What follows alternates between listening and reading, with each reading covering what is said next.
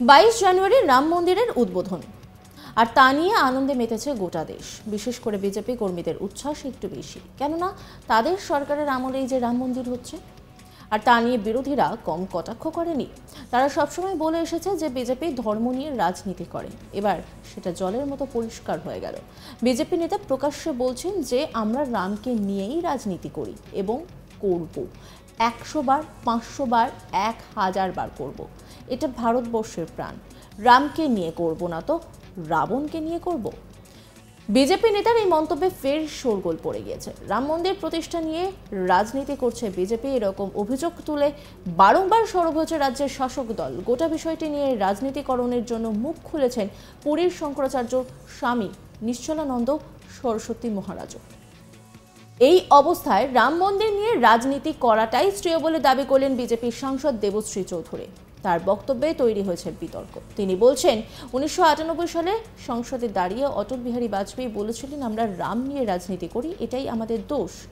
বিরোধী বলে আমরা রাম নিয়ে রাজনীতি করি। হ্যাঁ, আমরা 100 বার, 200, 500, 1000 বার করি। রাম নিয়েই রাজনীতি করব। এটা ভারতবর্ষের প্রাণ। আমরা রামকে নিয়ে যেটা করি সেটা সদর্থক রাজনীতি। আর বিরোধীরা রামকে নিয়ে যেটা করে সেটা ঘৃণ্য রাজনীতি। রাম মানে শ্রেষ্ঠ, রাম মানে ভারতের আত্মা। আমাদের শিরায় শিরায় যে রক্ত প্রবাহিত হয় সেটা জয় শ্রীরাম।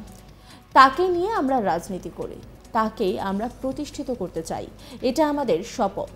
রামকে নিয়ে করব না তো রাবণকে নিয়ে করব। কি বলছেন দেবশ্রী চৌধুরী, শোনাব আপনাদের। কোনো দ্বিধা বিভক্ত হওয়ার কোনো কারণ নেই। 1998 সালে সংসদে দাঁড়িয়ে প্রধানমন্ত্রী অটল বিহারী বাজপেয়ীজি বলেছিলেন আমরা রাম নিয়ে রাজনীতি করি, এটাই আমাদের দোষ। আমরা ভগবান রামচন্দ্রকে নিজের ক্ষেত্রে ফেরাতে চাই, এটাই আমাদের দোষ। বিরোধীরা বলে যে আমরা রাম নিয়ে রাজনীতি করি। আমি বলছি না, ওনারা বলছেন হ্যাঁ আমরা 100 বার করি, 200 বার করি, 500 বার করি, 1000 বার করি। রাম নিয়েই রাজনীতি করব, এটা ভারতবর্ষের প্রাণ, এটা ভারতবর্ষের স্পন্দন। আমরা রামকে নিয়ে যেটা করি সেটা সদর্থক রাজনীতি, আর বিরোধীরা রামকে নিয়ে যেটা করে সেটা ঘৃণ্য রাজনীতি। আমরা রামচন্দ্রকে, ভারতবর্ষের আত্মাকে ফেরাতে চাই। রাম মানে শ্রেষ্ঠ, রাম মানে ভারতবর্ষের আত্মা, রামচন্দ্র মানে আমাদের সংস্কৃতি, রামচন্দ্র আমাদের জন্ম থেকে মৃত্যু পর্যন্ত শিরায় শিরায় যে রক্ত ধমনীতে প্রবাহিত হয় সেটা জয় শ্রীরাম। তাকে নিয়ে আমরা রাজনীতি করি, তাকে আমরা প্রতিষ্ঠিত করতে চাই।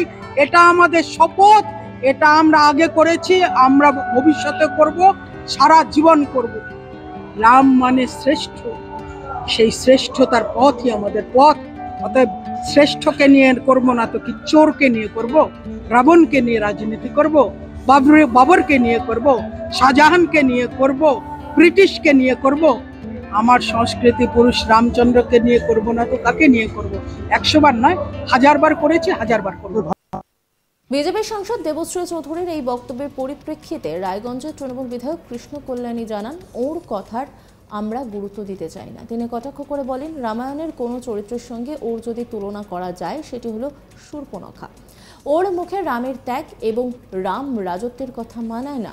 উনি যেভাবে মানুষের সঙ্গে ব্যবহার করেন তাতে এসব কথা ওকে মানায় না। রাম মন্দিরের উদ্বোধনী অনুষ্ঠানকে বিজেপির আত্মকেন্দ্রীকরণ করা নিয়ে তৃণমূল মুখপাত্র কুণাল ঘোষ আগেই বলেন আমরা ভগবান রামকে পুজো করি, তাকে হৃদয়ে রাখি, মন্দিরে পুজোও করি। কিন্তু বিজেপি রামকে নির্বাচনী এজেন্ডা হিসেবে ব্যবহার করে, ভোটের জন্য ব্যবহার করে। তবে বিজেপি যে রাম মন্দির প্রতিষ্ঠা নিয়ে লোকসভা নির্বাচনের আগে রাজনীতি করছে, মানুষের সমর্থন টানতে মন্দির উদ্বোধনের ইস্যুটিকে ব্যবহার করবে, সেটাই বিজেপির সাংসদের বক্তব্যের পরিষ্কার বলেই ধারণা রাজনৈতিক মহলে।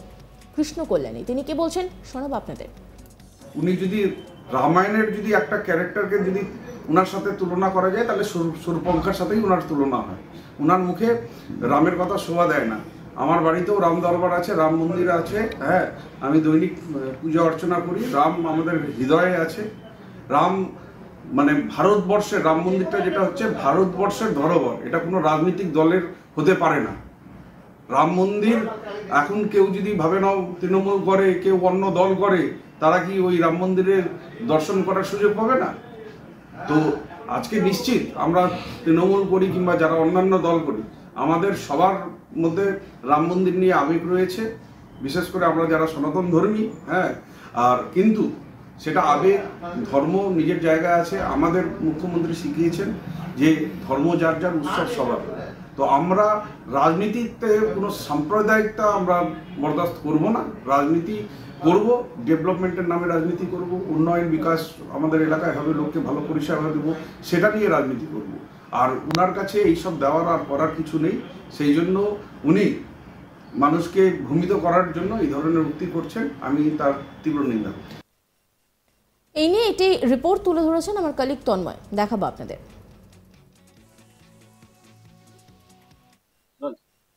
দেখতে দেখতে সেই প্রতীক্ষিত দিন চলে এলো, অর্থাৎ 22শে জানুয়ারি অযোধ্যায় রাম মন্দির প্রতিষ্ঠিত হতে চলছে। আর সেই শুভ দিনে গোটা ভারতবর্ষ জুড়ে এই রাম মন্দিরকে নিয়ে চলছে শাসক বিরোধী দলের মধ্যে তরজা। উত্তর দিনাজপুর জেলার রায়গঞ্জের সাংসদ দেবশ্রী চৌধুরী সম্প্রতি মন্তব্য করেছেন, রামকে নিয়েই আমরা করব রাজনীতি, কারণ রাম হলো আমাদের ভগবান, রাম হলো আমাদের শিরায় শিরায় রয়েছে, ধমনীতে। তাই রামকে নিয়ে রাজনীতি করব না তো কাকে নিয়ে করব? চোরদের নিয়ে করব? আর এই মন্তব্যের পরিপ্রেক্ষিতে উত্তর দিনাজপুর জেলায় তৃণমূল কংগ্রেসের মধ্যে পড়ে গিয়েছে শোরগোল। রায়গঞ্জের বিধায়ক এর পরিপ্রেক্ষিতে বলেন, রাম হলো সকলের ভগবান, রামকে নিয়ে রাজনীতি করা কখনোই শ্রেয় নয়। রামের পূজা তো আমি আমার বাড়িতেও করি, সবসময় তাকে স্মরণ করি, কিন্তু আজকে যে অযোধ্যাতে রাম মন্দির প্রতিষ্ঠিত হচ্ছে সেখানে শুধু বিজেপির সমর্থকরা যাবে, সেখানে কি তৃণমূল সমর্থকরা যাবে না বা অন্যান্য যাবে না? তাহলে রামকে নিয়ে রাজনীতির কথা যিনি বলছেন, অর্থাৎ রায়গঞ্জের সাংসদ, তিনি ভুলে যাচ্ছেন যে তিনি কি বলছেন।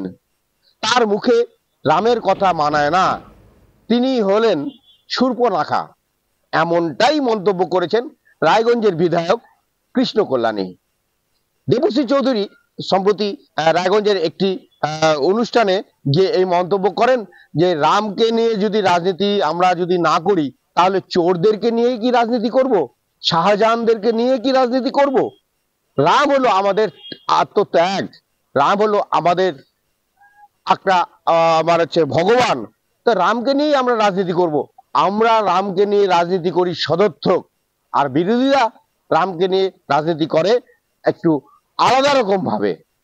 তাই এই শাসক বিরোধী তরজার মধ্যে জমে গিয়েছে যে রাম মন্দিরের প্রতিষ্ঠাকে কেন্দ্র করে একটা বিতর্ক, আর সেই বিতর্কে দানা বেঁধে দিয়েছে রায়গঞ্জের সাংসদ দেবশ্রী চৌধুরী সম্প্রতি নিজের করা একটি মন্তব্যের পরিপ্রেক্ষিতে।